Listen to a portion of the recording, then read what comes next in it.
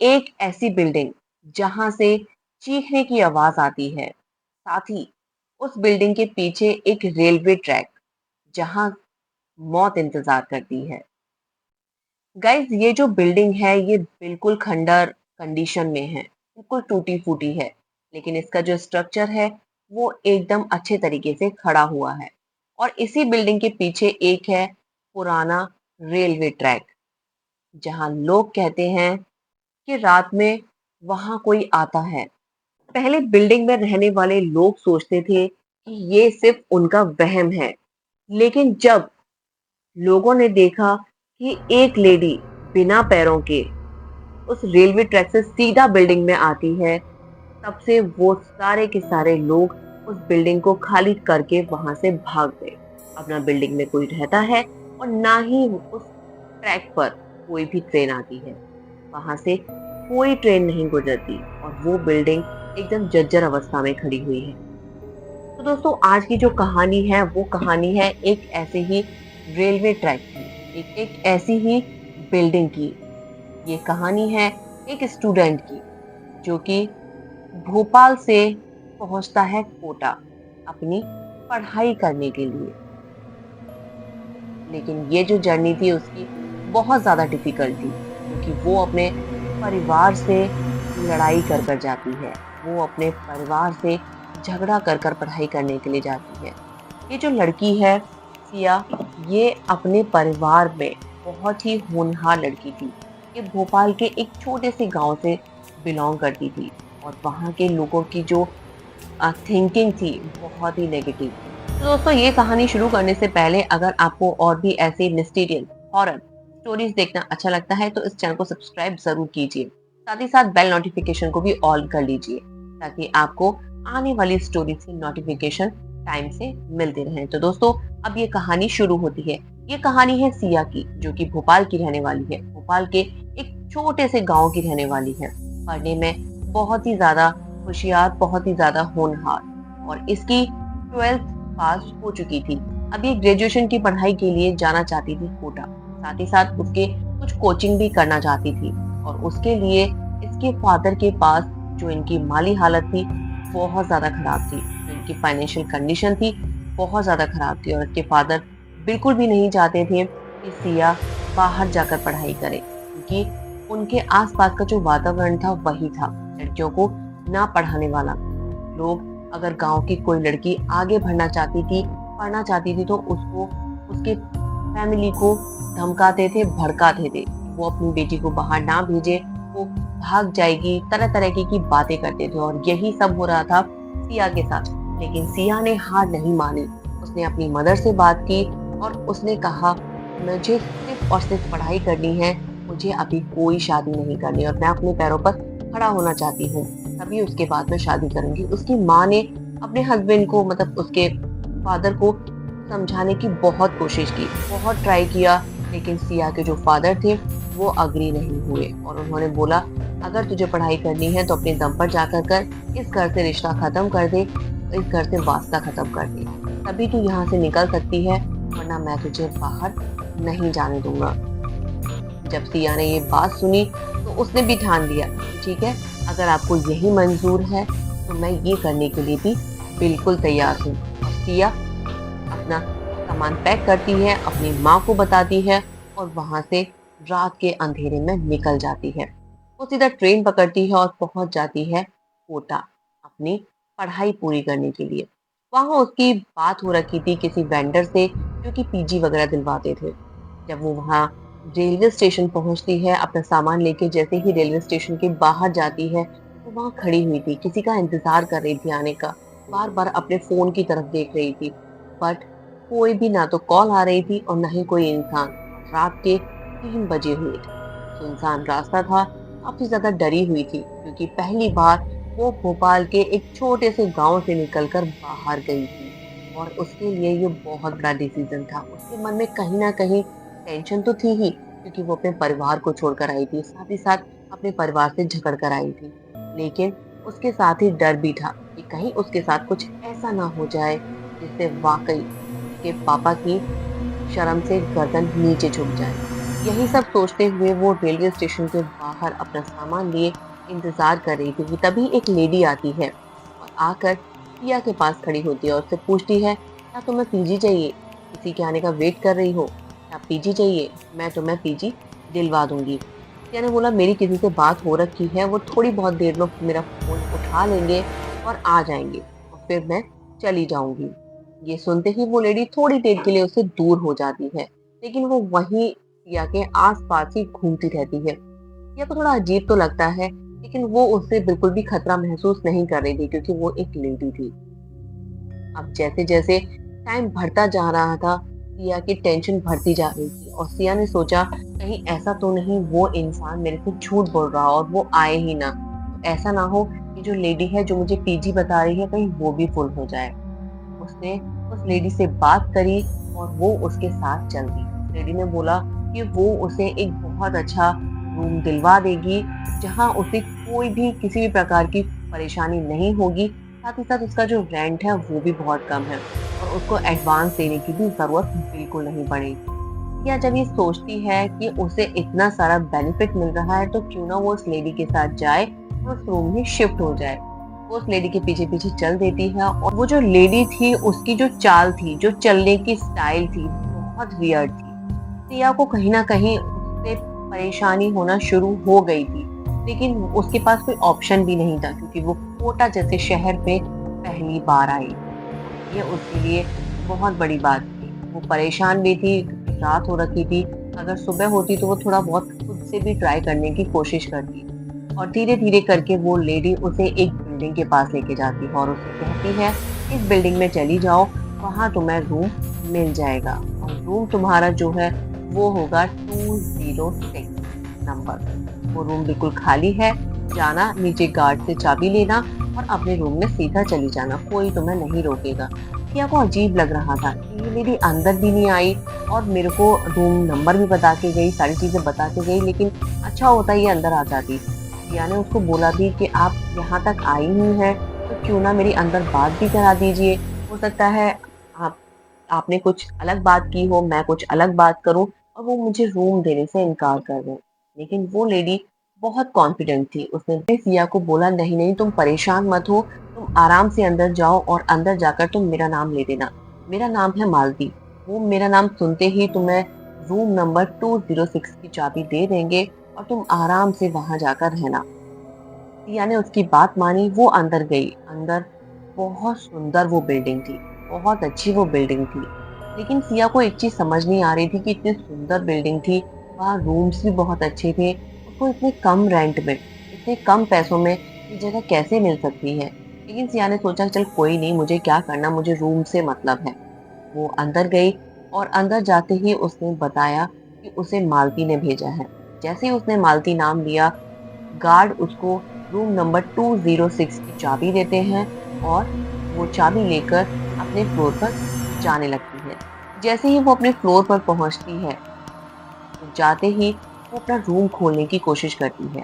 सामने ही उसके 2 रूम थे, एक 205 और 206। वो अपने रूम को खोलने की जैसी कोशिश करती है, काफ़ी देर तक कोशिश करती है लेकिन वो रूम नहीं खुलता। साथ ही उसके अचानक वाला जो बराबर वाला जो रूम था 205 वो खुलता है। उसमें से निकलते हैं एक अंकल और आंटी जो कि काफ़ी अधेड़ उम्र के थे। उन्होंने उसको देखा, सिया को देखा और देखते ही वो उससे पूछते हैं, अभी नई शिफ्ट हुई हो क्या? कि हाँ अंकल, जस्ट अभी आई हूँ। अभी तो रूम खोलने का ट्राई कर रही हूँ। वो बोलते हैं कि तुम चिंता मत करो, मैं ये रूम खोल देता हूँ। उन्होंने उसके हाथ से की ली और उन्होंने एक बार में ही वो रूम खोल दिया और जैसे ही रूम खुला, सिया ने उनको थैंक यू कहा और अपने रूम में चली गई और वो अंकल आंटी भी अपने रूम में चले गए। सिया अंदर गई, सब कुछ बहुत सुंदर था, बहुत अच्छा था।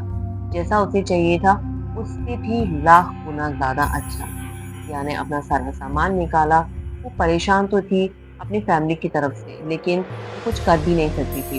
अभी उसके पास खाने के लिए कुछ ऑप्शन भी नहीं था। उसने पड़ोस वाले अंकल से किसी होटल का नंबर माँगा, उन्होंने उसको नंबर दिया।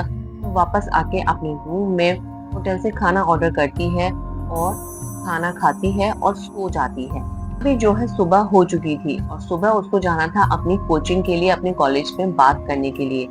वो निकलती है वहाँ से, रूम लॉक करती है, पहले जाती है कॉलेज, वहाँ अपना एडमिशन फॉर्म वगैरह जो भी फीस दी थी सबको सबमिट करती है और उसके बाद जाती है अपनी कोचिंग में। अब ये सारी चीज़ें करने के बाद उसे एक पार्ट टाइम जॉब भी करनी थी, वो उसकी भी खोज में निकल जाती है और वो ढूँढती है। उसे एक जॉब भी मिल जाता है, उसे कोचिंग भी हो जाता है और उसका कॉलेज में भी एडमिशन हो जाता है।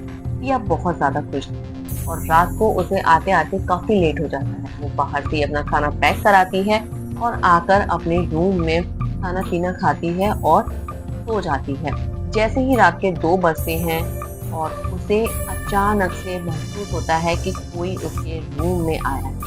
किसी ने उसके रूम का दरवाज़ा पहले बहुत ज़ोर-ज़ोर से खटखटाया है और कोई उसके रूम में अंदर आने की कोशिश कर रहा है। वो अपनी आँखें खोलकर देखती है, तो रूम के एक कोने में उसे एक लेडी खड़ी हुई नज़र आती है, जिसके बाल खुले हुए हैं और उसने हाथ में ना एक अजीब तरीके से एक घंटा लिया हुआ है, जिसे वो कंटिन्यू बजा रही है। लेकिन उसका जो चेहरा है, वो उसे नज़र नहीं आ रहा। सिया सोच में पड़ जाती है कि इस वक़्त मेरे कमरे में कौन है? ये आवाज़ देती है, कौन है? लेकिन उधर से कोई आवाज़ नहीं आती। वो कंटिन्यू उस घंटे को बजाए जा रही है और बहुत भयानक सा उसका रूप लग रहा था। सिया डर की वजह से अपना चेहरा ढकती है और सोने का नाटक करने लगती है। सिया को फ़ील होता है कि वो जो लेडी थी उसके बेड के चारों तरफ राउंड कट कर रही थी। मानो जैसे वो वेट कर रही हो कि सिया अपना चेहरा बाहर निकाले और वो उसके ऊपर अटैक करे। लेकिन सिया ने अपना रूम अपने चद्दर से अपना फेस ढका हुआ था और वो उसने अपना फेस बाहर नहीं निकाला। जैसे-तैसे करके वो रात कटती है, सुबह होती है, सुबह अपने वो कॉलेज जाती है, कोचिंग जाती है और अपने पार्ट टाइम जॉब करती है। वहाँ से फिर वो वापस आती है और आज अपने लिए उसने खुद घर पे ही खाना बनाया, खाना खाया और वो सोने के लिए लेट जाती है। वापस से जैसे ही 2 बजते हैं, आज फिर से उसका दरवाज़ा किसी ने ज़ोर-ज़ोर से नॉक किया। सिया उठती है, सोचती है यार इतनी रात में कौन होगा? वो सोचती है कि शायद हो सकता है पड़ोस वाले अंकल-आंटी होंगे और वो इतना सोचते ही उस दरवाज़े को खोल देती है। जैसे ही वो दरवाज़ा खोलती है, बाहर से एक बहुत, बहुत भयानक सी एक रोशनी उसकी आँखों पर पड़ती है और उसकी आँखों के सामने एकदम से अंधेरा छा जाता है। उसे फ़ील होता है कि कोई उसके रूम के अंदर आया है या अपनी आँखें खोलने की कोशिश करती है, लेकिन उसकी आँखें ना अच्छी तरीके से खुल नहीं पा रही थी। उसकी आँखों में ना एक अजीब-सी जलन थी। वो बोलती है, "कौन है? कौन है?" बार-बार वो यही बोल रही थी, "देखो कौन है? मुझे परेशान मत करो।" लेकिन उधर से कोई आवाज़ नहीं आ रही थी, सिर्फ़ एक घंटे की आवाज़ सुनाई दे रही थी, जो कि उसको बहुत ज़्यादा परेशान कर रही थी। उसको बार-बार याद आ रहा था कि ये जो घंटे की आवाज़ है, ये तो कल भी आ रही थी। आज फिर से ये आवाज़ कैसे? या अपनी बाथरूम में जाती है, अपना फेस वॉश करती है और जब वो निकलती है, उसे एक लेडी सामने ही उसके बेड पर बैठी हुई नज़र आती है। उसकी चीख निकल जाती है और वो जो लेडी थी, पता नहीं ऐसा क्या करती है कि सिया वहीं बेहोश हो जाती है और गिर जाती है। सुबह होती है, सिया की आँख नहीं खुलती। सिया पूरी रात, पूरे दिन ऐसी ही पड़ी हुई थी। रात होती है, अचानक से सिया की आँख 2 बजे वापस से खुलती है और इस बार उसे साथ ही साथ एक ट्रेन की आवाज़ सुनाई देती है, क्योंकि उस बिल्डिंग के पीछे जो था एक रेलवे ट्रैक था, एक स्टेशन था, जहाँ से ट्रेन्स की आवाज़ आती थी और जो कि बहुत ज़्यादा बेचैन करने वाली आवाज़ थी। जो आवाज़ें आती थी, वो रात को 12 बजे से शुरू होती थी और जब भी वो लेडी उस सिया के रूम में आती थी, तब एक रेलवे रेल की आवाज़, एक ट्रेन की आवाज़ सिया के कानों पर गूंजती थी और आज भी वही चीज़ थी। सिया ने सोच लिया था कि अब चाहे कुछ भी हो जाए, आज की रात वो इस रूम में लास्ट रहेगी, सुबह वो यहाँ से शिफ्ट कर जाएगी और सिया ये सोचकर अपना चेहरा ढककर सो जाती है। वापस से वो लेडी आती है और उसका दरवाज़ा खटखटाती है। आज सिया ने अपना दरवाज़ा नहीं खोला, लेकिन वो तो एंटिटी थी, वो तो कहीं से भी आ सकती है। वो अंदर आई और आके सिया का बेड उसने बहुत ज़ोर-ज़ोर से हिलाया। सिया की चीखें निकल रही हैं, चीख रही है, चिल्ला रही है, लेकिन कोई आस-पास हो उसे बचाने के लिए, तब ना कोई था ही नहीं। सिया अगले दिन सुबह उठती है और वहाँ से वो निकल जाती है, कॉलेज जाती है, उसका कॉलेज में मन नहीं लगता। वो अपने दोस्तों के साथ कोचिंग पहुंचती है जहां पर वो बहुत ज्यादा परेशान थी। सिया के दोस्त उससे पूछते हैं, सिया आज कैसे परेशान है, क्या हुआ, तबीयत ठीक नहीं है क्या? सिया उन्हें सारी चीजें बताती है। उसके दोस्त पूछते हैं, तो रहती कहाँ है? उसने बताया, जो रेलवे स्टेशन है पुराना वाला, उसके सामने ही जो बिल्डिंग है ना, मैं वहीं रहती हूँ। इतना सुनते ही सिया के जो दोस्त थे वो एक दूसरे का फेस देखने लग जाते हैं, एक दूसरे को घूरने लग जाते हैं और इतनी हैरानी के साथ सिया से पूछते हैं, तू कहीं उस बिल्डिंग की बात तो नहीं कर रही जो एकदम बेकार हालत में खड़ी हुई है वहां, मतलब कभी भी गिर सकती है, उसकी हालत इतनी खराब है? क्या बोलती है, नहीं, वहां तो एक ही बिल्डिंग है जो कि बहुत अच्छी बनी हुई है, बहुत सुंदर है, लेकिन बस उसमें यही कमी है कि रात में ना कुछ अजीब सी चीजें मुझे नजर आती हैं। उसके दोस्त बोलते हैं, एक काम कर, चल तू हमें वहां लेकर चल। सिया के दोस्त सिया के साथ आते हैं। सिया उन्हें लेकर आती है और सिया उस बिल्डिंग की तरफ इशारा करती है। सिया के दोस्त कहते हैं, यार तूने हद कर दी, कहाँ रह रही है? ये बिल्डिंग तो करीब से करीब 18 से 20 साल पहले से बंद पड़ी है, तू यहाँ कैसे रह सकती है? तू इस जगह आ भी कैसे सकती है? और अब जब वो बिल्डिंग देखी तो वाकई उसकी हालत बहुत ज्यादा खराब। सिया ये देखकर डर गई कि अभी सुबह तक ये बिल्डिंग इतनी शानदार थी, इतनी आलीशान थी, इतनी अच्छी थी, लेकिन अब इसके साथ ऐसा क्या हुआ? और ये देखते ही सिया के पैरों तले जमीन खिसक जाती है। सिया बहुत कोशिश करती है कि वो कैसे भी करके अपने दोस्तों को साथ लेके उस बिल्डिंग के अंदर जाए और अपना सामान वहां से लेके आए। सिया अपने दोस्तों से पूछते हैं कि यहाँ ऐसा क्या था, लेकिन उसके दोस्त सिया को कुछ नहीं बताते और वहां से भाग जाते हैं। सिया इतनी ज़्यादा परेशान हो गई थी, इतनी ज़्यादा दुखी हो गई थी कि उसे कुछ भी समझ नहीं आ रहा था। वो रो रही थी, वो चीख रही थी और वहाँ से वो उल्टे पैर भागना शुरू कर देती है और भागते-भागते वो इतनी थक जाती है कि सामने से एक लेडी से वो टकराती है और उस लेडी के गले लगकर वो इतना रोती है, इतना रोती है। जब वो रोते हुए शांत होती है, जब सामने देखती है तो वो उसकी माँ, जिसे पता नहीं कैसे ये सारी चीजें मतलब उसे बेचैन कर रही थी कि उसकी बेटी सही नहीं है और वो उसे देखने के लिए वहां आई। लेकिन जब सिया की उन्होंने ऐसी हालत देखी तो वो उससे पूछते, बेटा हुआ क्या? सिया उनको सारी चीजें बताती है और उसकी माँ बोलती है, बेटा इसीलिए तेरे पापा नहीं चाहते थे कि तू कहीं भी अकेली रहे, तू हमारे साथ होती तो आज कम से कम इतनी बड़ी परेशानी तो तेरे ऊपर नहीं आती। सिया को वहां से वो लेती हैं और पहुंच जाती हैं अपने घर। वहां जाकर वो एक पंडित को, एक बहुत बड़ा मंदिर था देवी का, वहां पर वो उन ज्ञानी पंडित को सिया को दिखाती हैं और वो सिया की हालत देखकर समझ जाते हैं कि सिया के ऊपर किसी साए का बहुत गहरा असर, बहुत गहरा प्रभाव है। तो ये ठीक है कि सिया की जान नहीं गई, सिया कैसे भी करके बच गई। कौन सी ऐसी दिव्य शक्ति थी, कुछ नहीं कहा जा सकता। वो सारी चीजें बताते हैं और अपने मंत्र तंत्र हवन जो भी करना होता है वो सब कुछ करते हैं और एक धागा, एक मौली सिया के हाथ में बांधते हैं और उससे बोलते हैं, बेटा ये अपने हाथ से कभी नहीं निकालना, क्योंकि जिस भी एंटिटी ने तेरे ऊपर अटैक किया है वो बहुत पावरफुल है, वो इतनी आसानी से तुझे छोड़कर नहीं जाएगी। जब सिया की माँ पंडित जी से पूछती है कि पंडित जी आप बताओ कि ये कैसे हुआ, तो उन्होंने सारी चीजें जो भी सिया के साथ कोटा में हुई थी वो सब कुछ बता दी। सब कुछ उन्होंने एक्सप्लेन कर दिया कि ये किसी मालती नाम की लेडी से मिली है। उस लेडी ने इसको उस बिल्डिंग में छोड़ा है और उस बिल्डिंग में एक लड़की की आत्मा है जो कि वो अपने घर से पढ़ाई के लिए लड़कर आई थी और उसकी इस रेलवे ट्रैक पर ट्रेन से कट के डेथ हो गई थी। तब से वो यहीं भटक रही है और ऐसे लड़कर आने वाले बच्चों को वो अपना निशाना बनाती है।